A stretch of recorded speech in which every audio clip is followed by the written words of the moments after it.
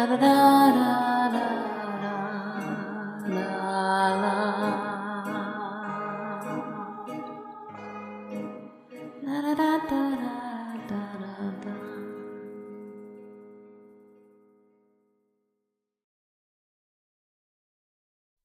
A story, a story, a story.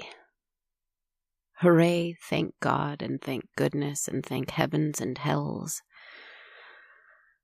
A story. I was growing quite lonesome without them. Even as I feel invisible arms still around me, pushing against me in an embrace that offers both comfort and resistance somehow, as I walk on and on and on, who knows where. Sometimes I think it's to a fictional forest, because I long for that nature. But in this forest of sound in the mind, I know there are only lies. Sometimes I think it's to a castle in my mind, a cellar in a basement in a real city that I imagine. But you know, even if I imagine real things, they're still lies. Even as I describe walking along, and even the invisible arms, I know it's all a metaphor, and maybe metaphors are nothing more than lies. And to you, my friends, my dear, sweet, patient, everlasting friends, I only ever wanted to tell the truth. Even in these fictional little stories. Maybe I didn't know it at the start. Maybe I don't even really know it now. But I haven't much heart for anything other than the truth. But I do have a story. Is a story a lie just because I made it up? Or if I tell you that, is there a purity to it? A sort of purity in saying everything you are about to hear is completely manufactured from my silly thought. Don't pay it too much mind, all right? Proceed with all the grains of salt you can hold and just enjoy. Just listen. Just let the story unfold. I think there's always a little relief in that, isn't there? So that's what I have for you tonight. A story about a mystic, an oracle, a psychic, a medium, a spiritual channel, if you will.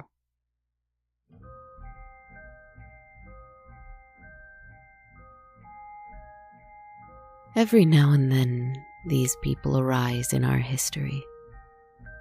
Conduits to other planes, other beings, other realms of existence or thought. Some are liars, of course, and others may be mad, but if liars and madmen offer truth even every now and then, who are we to deny it? But we will not be discussing those ones. And they often cannot be a part of society as we know it.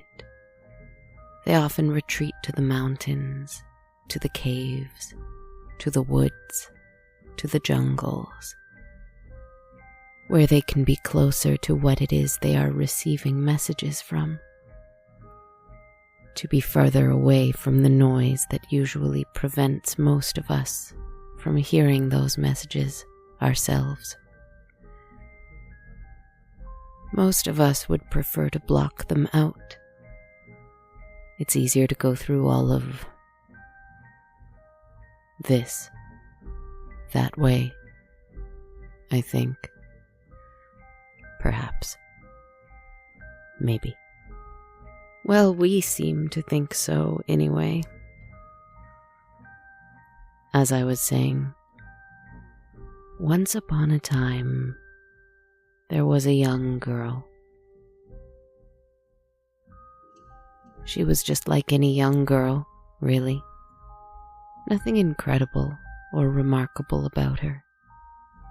She liked playing, she liked dancing, she liked singing. She worked with her family and went to school with her friends. Until one day, while she was lazily skipping home from a long day of nothing much, enjoying the warmth of the sun on a cold autumn day, she was struck suddenly by a vision of a sun god. It entered her eyes and rolled them back in her head, turning her face up towards that sun. Her mouth dropped open wide in a great yawn. Her hands dropped down to her sides. The sun god was great and terrible and exceedingly beautiful. And it beckoned to her in a voice booming and resonating in such a way that the outsides of her ears and the sides of her neck and the tips of her fingers burned. And it spoke unto her, "A great storm, a great storm, greater than any this village has seen. You will not see my face again, not for many days. The sky will darken,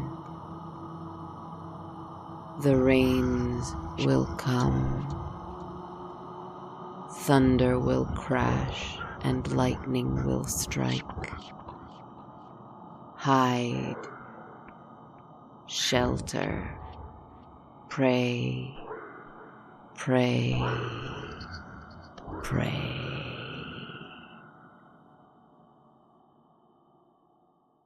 And she walked like that back to town, eyes white and rolled back in her head, her mouth open, face turned sunward, arms limp at her sides, and she repeated the message over and over to all who would hear. "The sky will darken, the rains will come, thunder will crash and lightning will strike," until she fell at the steps of her house. And she was cared for as though sick for 1 day, 2 days, 3 days. And no one in town heeded her words, for the sun was shining, and the mad girl's words were hollow, until they weren't, and a terrible rain came. Days and days of terrible, violent winds and rain and lightning and thunder. Farm animals died. Crops suffered. People struggled. And when the storm passed, as all storms eventually do, her people came to her with tearful apologies and desperate questions. And whenever they asked her a question, she would obediently disappear for a little, and a god or a spirit or a messenger or whatever they were would enter her, her eyes rolling back in her head, her mouth open, face turned skyward, and an echoing voice would leave her throat giving them an answer, pleasant or unpleasant or foreboding or promising. It came to be that her entire life was answering questions, and soon she was more god or spirit or messenger than she was girl anymore. So she had to leave.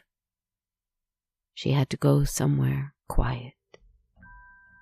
Somewhere where only the truly desperate and the extremely devoted could find her.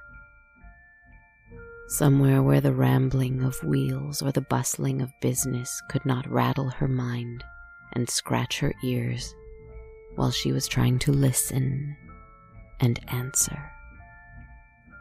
To the mountains she went.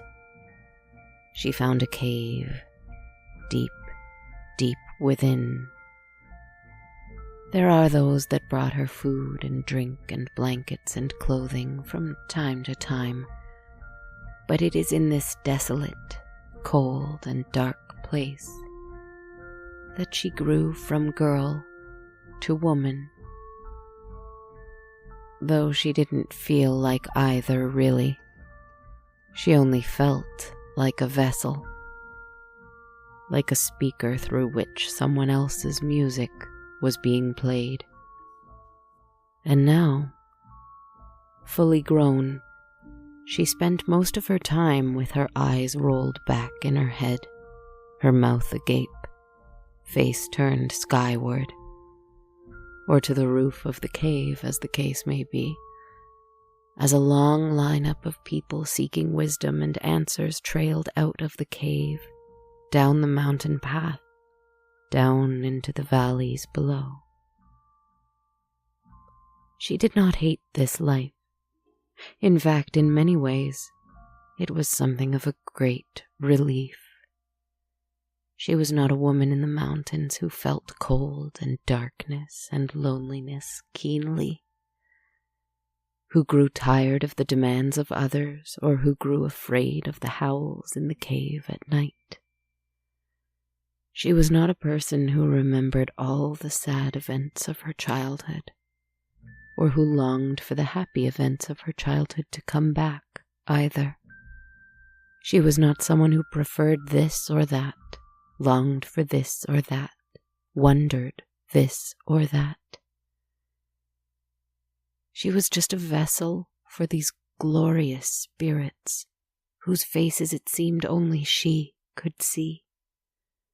The true faces of the forces around her, so strange and so lovely that all the chitter-chatter of her life before disappeared, and she was only empty space, just a voice box speaking out, just blank eyes for other beings to look through. She did not have to need or want or desire. She just had to channel. And that would be the case until the day she died.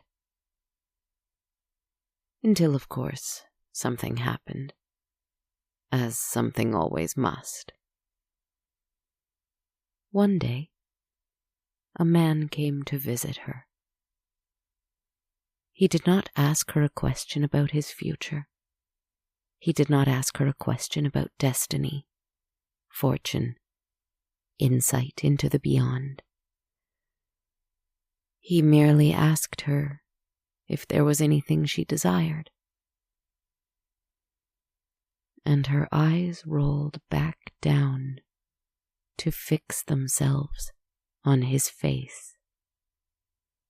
And she was pleased, it seemed, by his face. Handsome and caring, inquiring not for him, but for her. And she had no answer for him, but a long-forgotten smile. And he came back the next day, and the next day, and the next.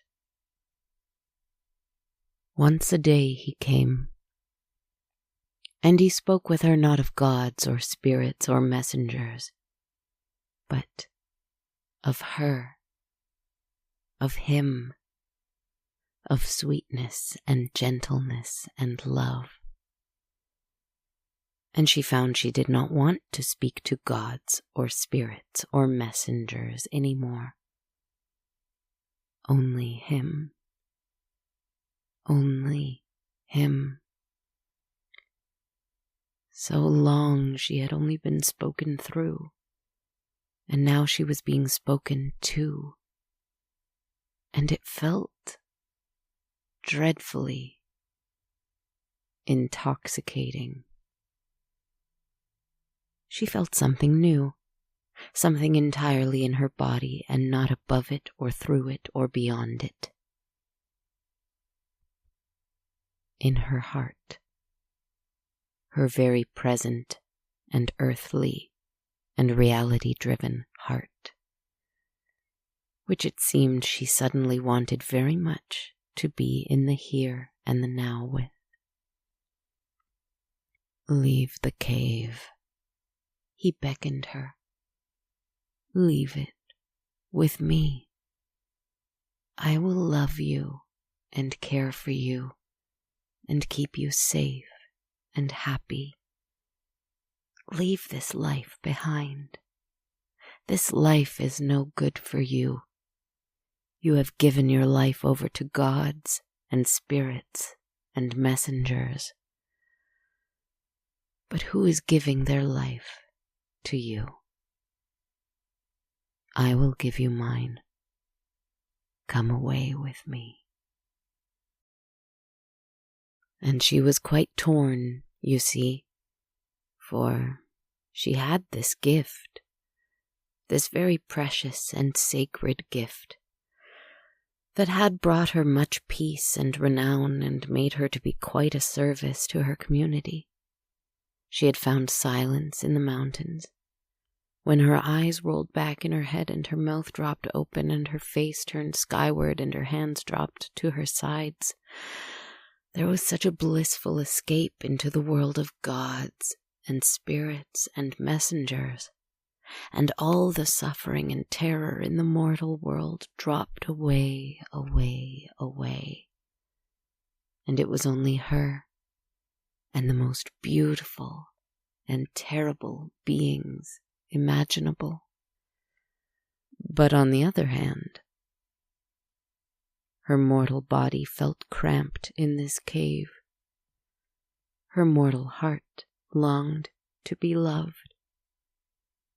Her mortal mind yearned to be known. Her mortal life screamed to be lived. She wanted to take his hand and forget this life. And so she did. One time in the dead of night, when most of the folk eagerly waiting for their turn at the oracle had either headed home for the evening, dismayed at being turned away yet again, or perhaps were devoted enough to stay in the line but fall asleep on the dark, cold ground, he came to her, shrouded and grinning. "Leave the cave with me," he uttered. "Leave this life behind. Come away with me." And he extended his hand, and she took it and followed. Not through the mouth of it that led to a clear night sky, but through a secret tunnel that led deep down first. "This is the way," he insisted. "Don't be afraid, love. I am here." And she followed and followed, holding his hand tightly. His torch grew dimmer and dimmer, and his smile grew wider and wider, until finally, all of the light was gone. And for one moment, her eyes rolled back into her head, her mouth dropped open, and her face turned skyward. In that darkness, and she saw him for what he truly was: a god, a spirit, a messenger. She couldn't tell which, or perhaps something stranger and more mischievous than any of those. A trickster, maybe. A seducer, perhaps. It didn't do to name him, but she saw him in his true form. A smile that chilled her to the bone. A gaze that ate her up with its hunger. Legs like those of a lustful satyr, with shining black hooves and a coat of thick, dark fur. Horns curling towards each other like an onyx crown. Fangs, bloodshot eyes. A voice that echoed through her spine before it said one last time, "This life is no good for you." And he disappeared. And she was alone in the darkness.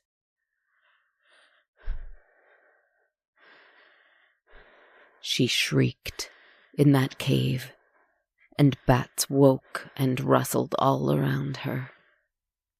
She stayed completely still for what felt like hours. She screamed for someone to come help her, but she was too far into the tunnel and no one outside could hear her. She screamed for all the gods who had ever possessed her in the past to help her, but they did not come. Her eyes would not roll, her mouth would not drop, and our lonely oracle was alone. She screamed and screamed and screamed until her voice left her, and, sobbing silently, she felt along the cave walls with her hands. She stumbled in the direction he had begun to lead her down. She moved on her own, difficult though it was. And for whatever reason, though she cursed this strange spirit who'd seduced her away from her life of helpful possession,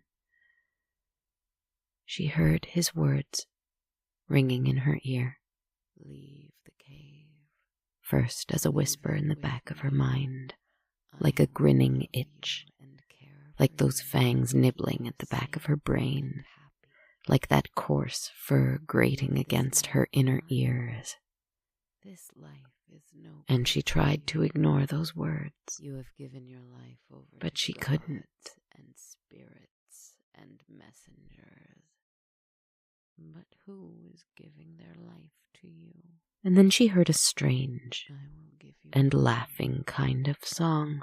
Come away with me. Joyful in its mockery of her profession, if it could be called that.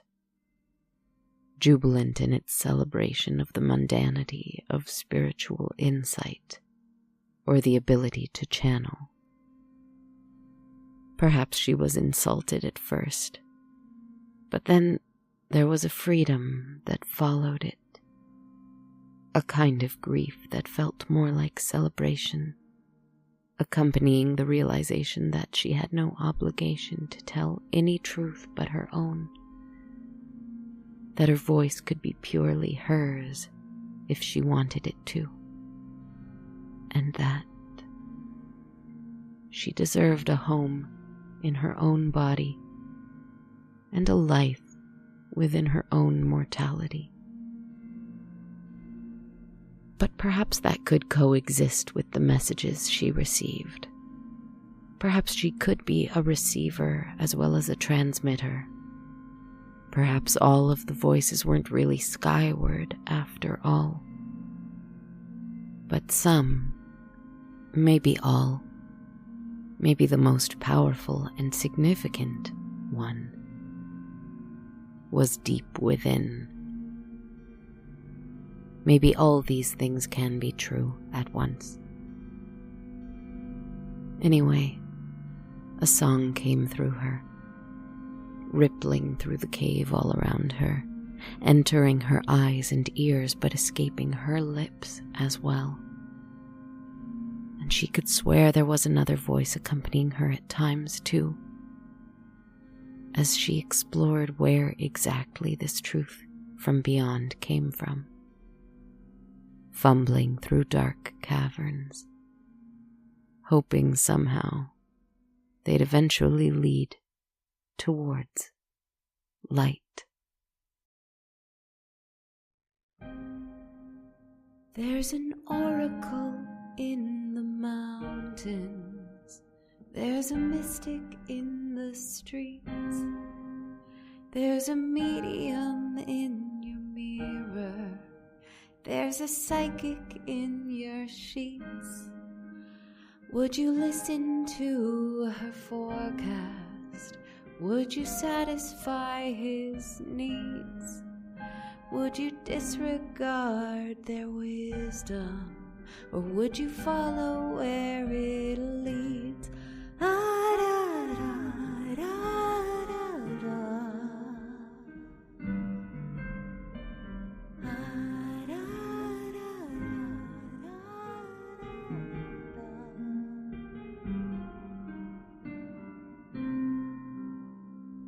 Don't drown out what's true.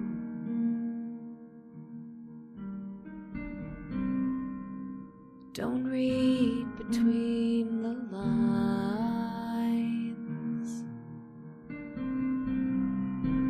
The prophet is within you. That Savior never lies.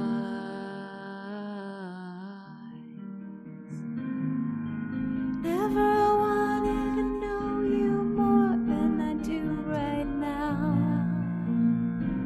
I was never able to predict your future anyhow. I never wanted this to hurt you, though I think it did. I never meant to betray your trust, but now I can't get rid of you. What you know that I know what I know. I know that you know what you know. You know that I know what I know. I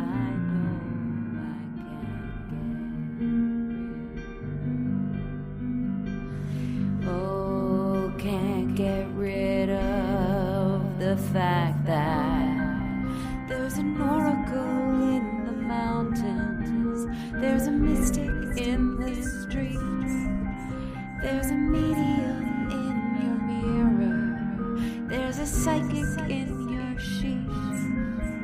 Would you listen to her forecast? Would you satisfy his needs? Would you disregard their wisdom? Would you follow where it leads?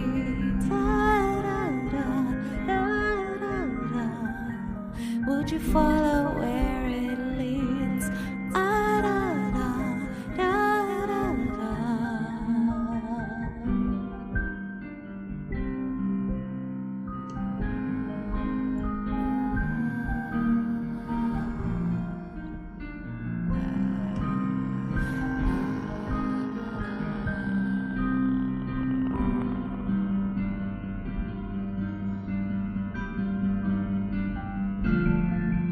There's an oracle in the mountains, there's a mystic in the streets, there's a medium in your mirror, there's a psychic in your sheets.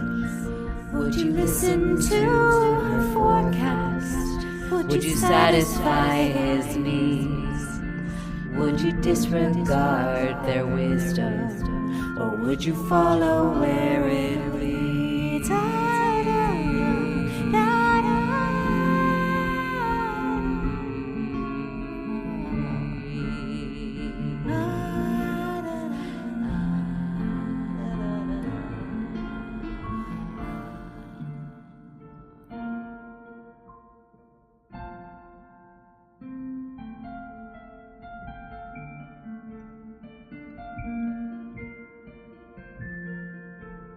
Would you follow where it leads? There's an oracle in the mountains.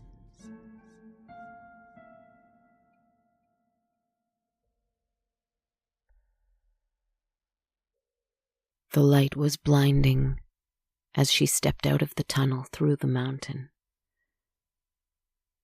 and a hand reached for hers on the other side. She saw the mischief maker, the seducer god, the messenger of her darkest wants, reaching for her, a satyr-like being with a hungry smile, but not as a vision through her rolled-back eyes. He was here, in the flesh, just as the glamour of the handsome man he'd taken on before had been. Here, with her, in the flesh. He was an earthly thing, like her, for he too had wants. One of them was for her to find her own way, either to him or to her own freedom, or both. As she was beginning to learn, all these things can be true at once. Time would tell. But for now, she took his hand. I too must learn to find my way alone, but I too must also learn to take a hand when it is offered to me. I have more than stone hands now. I have arms that won't let me go. Thank heavens. The truth that I want to share is that I'm not sure I know anything about channeling, about speaking, about being a voice, about creating or transmitting messages or stories or meaning, or whatever else you may want to call any of it. And what's worse, I'm not sure I know anything about love or compassion or care or empathy or kindness or all these things many think I do. But the truth that I do want to share is that the trying and the failing and the trying again with all of that is important. Don't listen to me. I have no wisdom to impart. Not from beyond, anyway. And for wisdom from within, you'll just have to trust that I have something within that is wise. I certainly don't, but I'm willing to tell it. And you know that whether or not it is wise, it will be true. The thing is, so do you. Not that anyone is asking, but I sincerely hope we can all at least strive to be true as we stumble through the darkness on our own, praying that there will be hands and arms on the other side, where there is light too. And on that note, sweet dreams, my friends.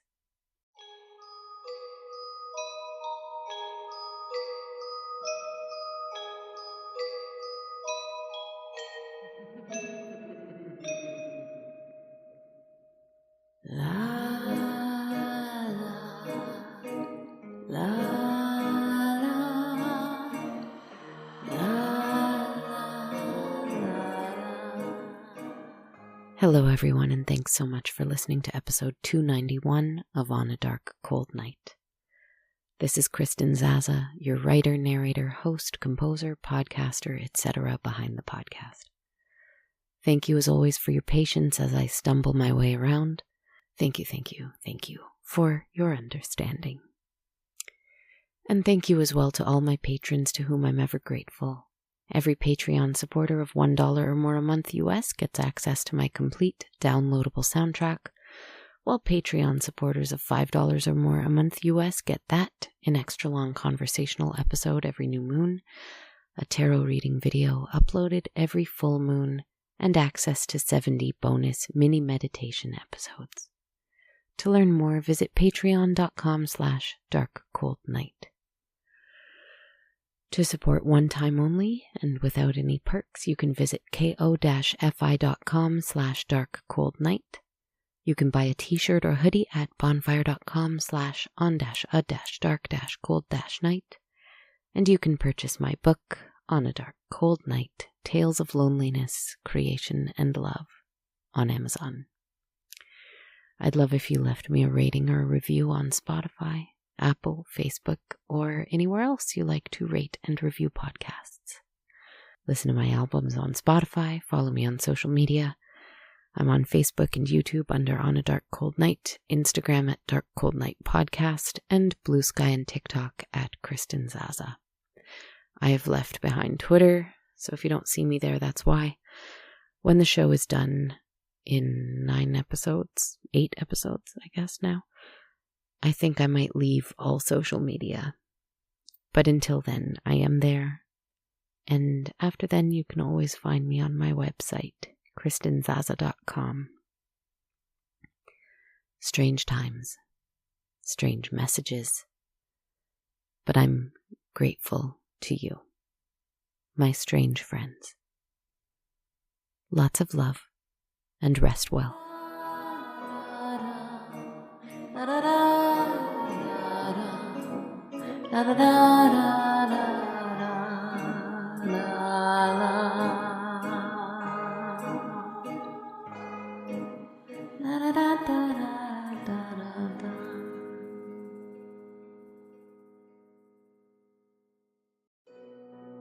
This podcast has been brought to you by the Sonar Network.